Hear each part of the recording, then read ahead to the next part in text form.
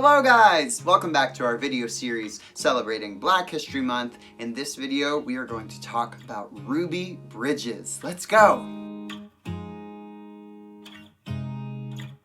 Okay, so this story starts in 1950s America.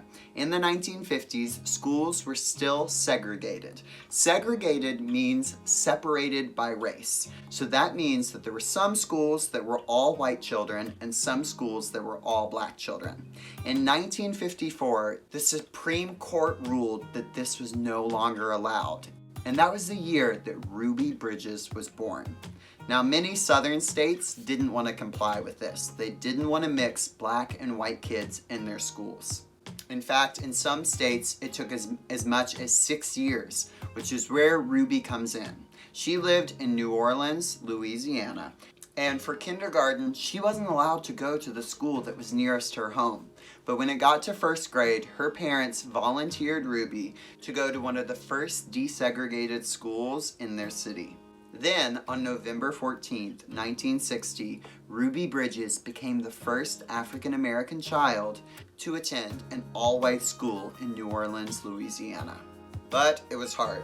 Ruby had to have general marshals who were sent from the White House to protect her and escort her to school every single day.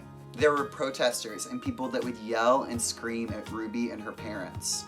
And on Ruby's first day, she couldn't even make it to the classroom because there was so much chaos going on. She had to sit in the principal's office with her mom and the 4 general marshals the entire day. Ruby's parents also faced great backlash for sending their daughter to school. Their choice was courageous and brave and changed the course of history. Only one teacher was willing to teach Ruby at her new school. Her name was Barbara Henry. And she taught Ruby every day for a year in an empty classroom, and she would just pretend as if the classroom was full of children. Ruby later said, "I had never seen a white teacher, but Miss Henry was the nicest teacher I ever had. And she tried very hard to keep my mind off of what was going on outside, but I couldn't forget that there were no other kids." In one interview, Ruby said that the hardest thing about that first year was that she was very lonely. She wasn't allowed to play on the playground or go to the cafeteria, and her best friend became the teacher. Today, Ruby Bridges' name is Ruby Bridges Hall, and she lives in New Orleans, Louisiana, and continues to fight for justice in schools. I'm so inspired by Ruby Bridges' story to continue to stand for love and justice in my own life. Now, the former United States Deputy Marshal, Charles Burke, who escorted Ruby on her first day of school, was later quoted as saying, "She showed a lot of courage," which made me think of a Bible verse in Joshua 1:9, where God says, "Have I not commanded you? Be strong and of good courage. Do not be afraid or dismayed. For the Lord your God is with you wherever you go."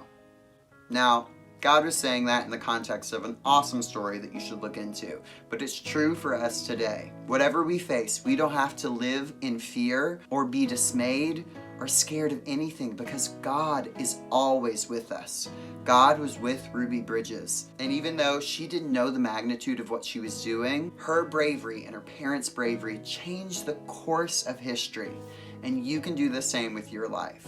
So in closing up, let's ask God 2 questions. God, where can I be courageous in my life? And second, I want you to ask God, God, will you give me courage today? Thank you so much, Ruby Bridges, for breaking down walls of prejudice and racism. You are powerful, and we honor you and bless you today. I love you guys. I hope you enjoyed this video, and we'll see you next time. Bye.